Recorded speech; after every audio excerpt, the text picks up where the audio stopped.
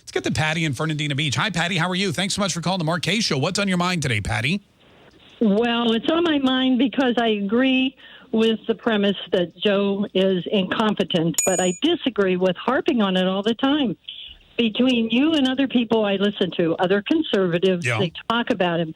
And well, what is the answer? The answer is Kamala Harris. We really want that. I mean, it's bad. But no, nobody wants that at all. I don't understand. So Joe Biden is inept and he's incompetent and he's probably, right. I mean, he's probably, let's face it, he's half gone. But yes. Harping on that doesn't mean we want Kamala Harris as the president of the United States. Basically, what's the answer? What's the answer? What are we going to do? I mean, we're going to replace him with what? You're with a Republican, hopefully. I mean, look, here's the deal. And the reason that we have to harp on Joe Biden and the ridiculousness of his entire presidency, the reason we have to continue to harp on Joe Biden and point out every gaffe he makes, every senior moment he has, every time he does something that is embarrassing to the United States of America is not so he leaves or quits or gets impeached or gets 25th or any of those things and we are left with Kamala Harris. No, the reason is because we need to keep at the forefront the fact that election integrity is very important, because without election integrity, without sealing all of the loopholes that exist or have existed in the past, by letting people just run roughshod over the election system and do things unconstitutional the way they did in Wisconsin and Michigan and in Pennsylvania, sending out mail-in ballots, not tracking signatures or using voter ID, all of that stuff. When you do stuff like that, you open up a world of hurt for not just us, but the rest of the planet. I mean, every country is affected by Joe Biden's ineptitude. Every country is affected by this guy's senility.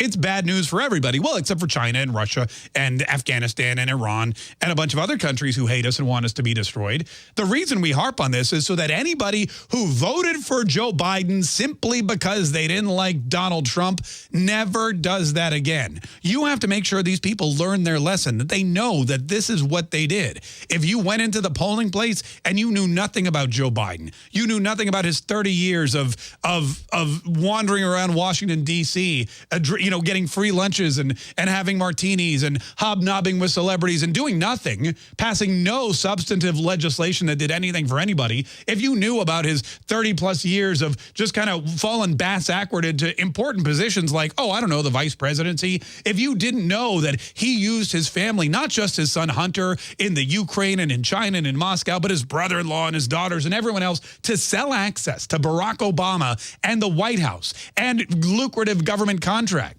That this guy, when he had all his wits about him, or at least more of his wits about him, was using his position, his elected position, as a cash cow for the Biden clan so that they could live on a $20 million estate in Delaware. Oh, and I'll have a beach house in Rehoboth. Oh, and never really have to work another day in their lives. If you knew all of the stuff that was going on, you never would have voted for Joe Biden. But so many people went in there and they didn't know anything about Joe Biden. All they knew was that they didn't like Donald Trump's tweets. They didn't like Donald Trump's language. They thought Donald Trump was a racist because that's what CNN told them. They thought Donald Trump was a misogynist because that's what CNN told them. They thought that he was a xenophobe. They didn't know what a xenophobe was, but it sounded bad, and CNN said Donald Trump was it. And Donald Trump had killed 600,000 people through COVID. Donald Trump killed 600,000 Americans through COVID. Can't vote for that guy. Got to vote for the other guy.